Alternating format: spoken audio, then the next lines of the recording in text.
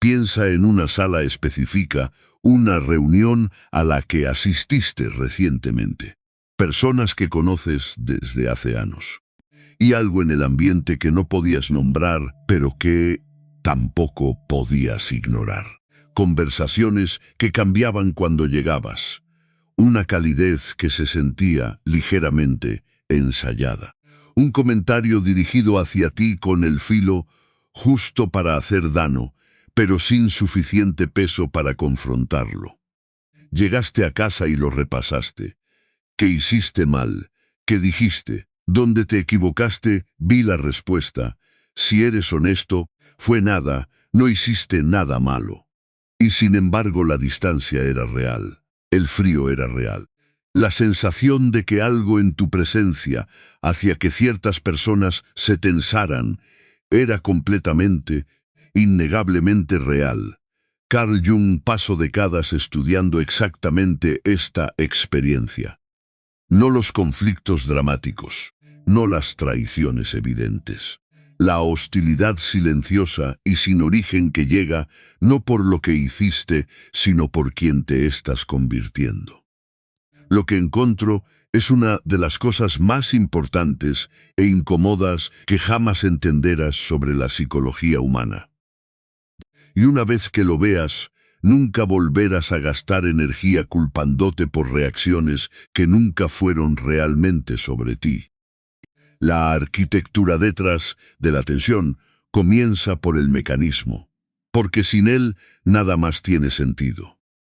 Jung fue un psiquiatra suizo que pasó 50 años en la práctica clínica observando cómo los mismos patrones se repetían en pacientes de todos los orígenes y de todas las etapas de la vida. No era un teórico construyendo modelos desde la distancia. Era un práctico viendo cómo personas reales destruían relaciones reales por razones que no podían explicar y de las que a veces nunca llegaron a ser conscientes. A lo que seguía regresando era esto. La mayoría de los conflictos interpersonales no tienen que ver con lo que parecen tener que ver. Propuso que todo ser humano lleva dos versiones de sí mismo simultáneamente. Esta la versión que da la cara al mundo. El yo compuesto, capaz y socialmente aceptable, que ha sido cuidadosamente construido durante años de aprender, que gana aprobación y que gana rechazo. Jung llamó a esto la persona, de la palabra latina para máscara, no porque sea falsa exactamente, sino porque es selectiva. Es la parte de ti que pasó el corte para la vida pública. Y luego está todo lo que no pasó el corte. Aquí es donde ocurre la lectura equivocada más común de Jung. Y es importante que lo escuches claramente antes de continuar. La mayoría de las personas asumen que la sombra es simplemente las partes oscuras o negativas de sí mismas. La crueldad, el egoísmo, la fealdad que están ocultando. Y sí, algo de eso está ahí, igualmente. Y esta es la parte que sorprende a la gente. La sombra contiene potencial enterrado. La ambición que suprimiste porque parecía arrogante. El talento que dejaste de desarrollar porque alguien te dijo que era poco práctico. La versión de ti mismo a la que calladamente renunciaste, porque mantenerla parecía pedir demasiado a las personas que te rodeaban. La sombra es todo lo que el yo consciente se ha negado a cargar, la oscuridad y la luz por igual. Y esto es lo que la mayoría de las personas nunca asimila del todo. La sombra no desaparece porque la ignores. No se debilita porque la suprimas. Se va bajo tierra, donde sigue operando de forma invisible, moldeando comportamientos de maneras que la mente consciente no puede ver, y por lo tanto no puede asumir la responsabilidad. Cuando algo en el mundo exterior entra en contacto con ella, cuando tu presencia, tus elecciones, Tu trayectoria roza lo que alguien ha estado ocultándose a sí mismo. El sistema psicológico responde. No con curiosidad, no con reflexión, con defensividad, con hostilidad, con la irritación específica y sin origen de alguien que acaba de ser confrontado con algo que ha estado trabajando muy duro para no ver. Porque el crecimiento real se siente como un ataque y el crecimiento fingido no. Aquí es donde esto se vuelve personal. Y aquí es donde importa una distinción que la mayoría de las conversaciones sobre este tema omiten por completo. Hay dos tipos de personas que incomodan a los demás. El primero es la persona que está cambiando genuinamente, que está haciendo el trabajo lento, frecuentemente invisible y muchas veces poco glamoroso de convertirse en algo más honesto e integrado de lo que era antes. No lo está difundiendo. No está construyendo una narrativa pública alrededor de su transformación. Simplemente está viviendo de manera diferente, y la diferencia es visible en la textura de sus elecciones, no en el contenido de sus publicaciones en redes sociales. El segundo es la persona que está interpretando el crecimiento, que ha adoptado el lenguaje y la estética del autodesarrollo sin hacer el trabajo de fondo, que habla de trabajo con la sombra, autenticidad y límites mientras permanece exactamente tan defendida, tan reactiva y tan controlada por su propia psicología, no examinada como siempre estuvo. La actuación es convincente, a veces incluso para sí misma. Aquí está la cosa crítica. Ambos tipos generan incomodidad en las personas que los rodean, pero generan tipos diferentes, desde fuentes diferentes, con resultados diferentes. La persona que interpreta el crecimiento genera una incomodidad que es temporal y a menudo se autocorrige. Las personas que la rodean eventualmente perciben la brecha entre la presentación y la realidad. La incomodidad se desvanece cuando la actuación se vuelve transparente. La persona que hace el trabajo real genera un tipo de incomodidad completamente diferente. Una que no se desvanece. Una que se intensifica con el tiempo. Porque los cambios son estructurales, no cosméticos, y el cambio estructural no puede esperarse ni descartarse como una fase. Jung fue preciso sobre por qué el desarrollo genuino perturba a las personas de una manera que la actuación nunca logra. Cuando en realidad estás integrando tu sombra, cuando en realidad te estás volviendo menos defensivo, menos reactivo, menos dependiente de la aprobación externa, dejas de comportarte de la manera en que las personas habían predicho que lo harías. Y el sentido de seguridad de las personas en una relación se construye, más de lo que saben, sobre la previsibilidad de la persona con quien están en relación. El cambio real rompe la predicción, y una predicción rota se experimenta a un nivel muy profundo, como una amenaza. Entonces, si estás haciendo el trabajo real, y las personas que te rodean reaccionan con más incomodidad y no con menos a medida que pasa el tiempo, eso no es evidencia de que algo salió mal, es evidencia de que algo salió bien. Las tres formas en que esto se manifiesta, esto no es abstracto, llega en patrones concretos y reconocibles.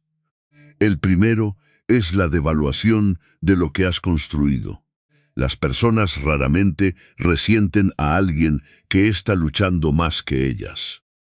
El resentimiento casi universalmente sube. Va hacia la persona que representa algo que la persona resentida sabe, en algún nivel, que podría haber perseguido. El colega que realmente termina lo que empieza. el amigo que se alejó de la relación que lo estaba haciendo miserable. El familiar que eligió el camino más difícil y ahora está en un lugar diferente por eso. Estas personas no están atacando a nadie, pero su existencia silenciosamente plantea una pregunta que las personas que los rodean han estado trabajando para no hacerse. Si ellos pudieron hacerlo, ¿por qué yo no lo he hecho? Esa pregunta es insoportable. Y cuando una pregunta es insoportable, la mente no la responde honestamente. Descarta a la persona que la planteó. Tuviste suerte, tenías ventajas, no eres tan feliz como pareces. La devaluación no es un veredicto sobre ti, es un mecanismo de defensa contra una pregunta. Y vale la pena preguntarte, honestamente, si alguna vez la has usado en la misma dirección hacia alguien cuyo progreso te incomodó. Porque la mayoría de las personas sí lo han hecho. El segundo es la respuesta a tu independencia. La mayoría de los sistemas sociales están construidos sobre dependencia informal. Una persona necesita validación. Otra necesita sentirse necesitada. Alguien provee trabajo emocional. Otro provee estatus. El sistema funciona mientras todos jueguen el papel asignado. Cuando dejas de necesitar la aprobación que ciertas personas han estado suministrando, algo en la dinámica se rompe. La palanca desaparece. Las palancas emocionales, que de manera confiable producían una respuesta particular en ti, dejan de funcionar.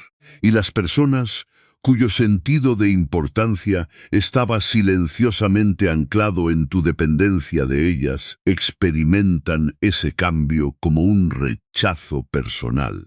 No lo describirán de esa manera. Dirán que te has vuelto frío, distante, que ahora te crees mejor que todos.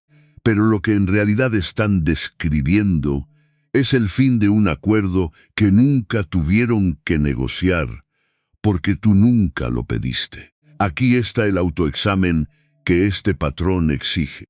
Antes de concluir que la incomodidad de otra persona con tu independencia tiene que ver puramente con su psicología, pregúntate si el cambio en ti ha sido limpio o si ha llevado algún matiz de superioridad. La independencia y el desprecio pueden sentirse similares desde adentro. Se sienten muy diferentes para las personas que observan. El tercero es lo que sucede cuando dejas de mantener ficciones cómodas. Cada grupo opera sobre acuerdos tácitos. Cosas que no discutimos, dinámicas que colectivamente acordamos ignorar. Comportamientos que todos tácitamente hemos decidido normalizar, porque nombrarlos sería demasiado costoso.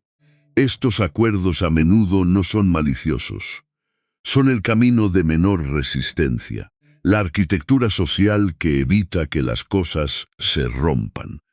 Cuando dejas de participar en ellos, cuando te niegas a reírte de lo que en realidad no es gracioso, cuando dices claramente lo que todos están fingiendo no notar, cuando simplemente te niegas a interpretar el acuerdo esperado, te conviertes en un problema.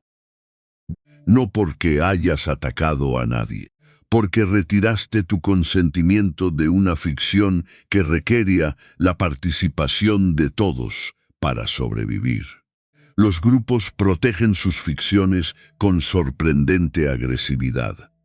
Y a la persona que rompe el acuerdo, raramente se le dice directamente porque de repente está fuera. Simplemente siente que la temperatura baja y no puede localizar la fuente. La pregunta que vale la pena considerar aquí es si estás rompiendo la ficción porque genuinamente necesita romperse, o porque nombrar la evasión de otras personas es más cómodo que examinar la tuya propia. Lo que realmente se te está pidiendo, da un paso atrás de los tres patrones y mira lo que tienen en común. En cada caso, la incomodidad que crea tu presencia no es una respuesta a tu comportamiento. Es una respuesta a lo que tu comportamiento hace visible sobre el comportamiento de las personas que reaccionan. No estás generando hostilidad haciendo algo mal.